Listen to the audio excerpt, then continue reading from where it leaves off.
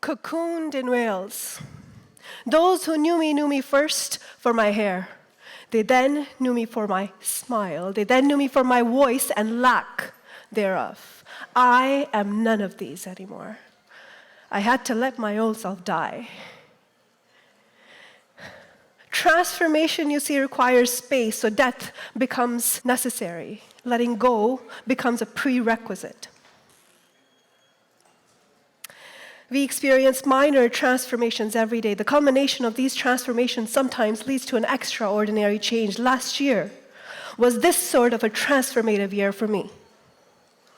While researching for my son's potential diagnosis, I learned about ADHD, Attention Deficit Hyperactivity Disorder, and I realized I was reading about myself.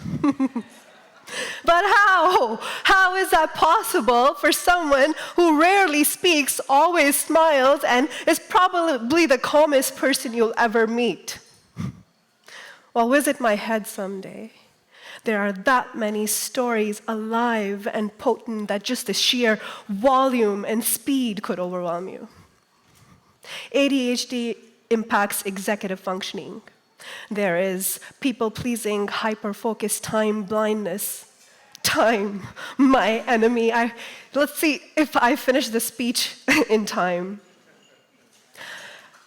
Daydreaming again, my mom would often say this to me as a child, sometimes poking fun at me and sometimes in sheer annoyance.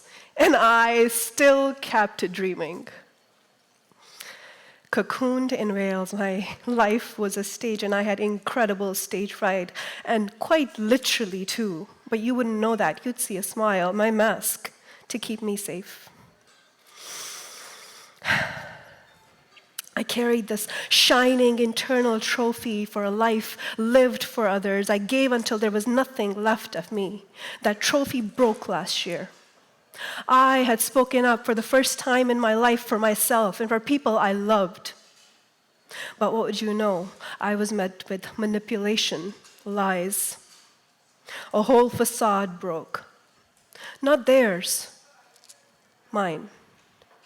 I had given up my power to everyone all my life. I lay in bed for 2 days, questioning my existence. At the end of the second day, I drove to the cemetery, sat there, stared at graves, felt the breeze. I buried myself, old self that day, just didn't know it. My entire life was coming into perspective. My entire life was coming into perspective. You see, I had been managing okay until I had children. But my coping mechanism started giving way as I became a mom responsible for other lives. I would wonder, how do I save them? How do I save them? How do I save them? How do I save them? I couldn't even save me.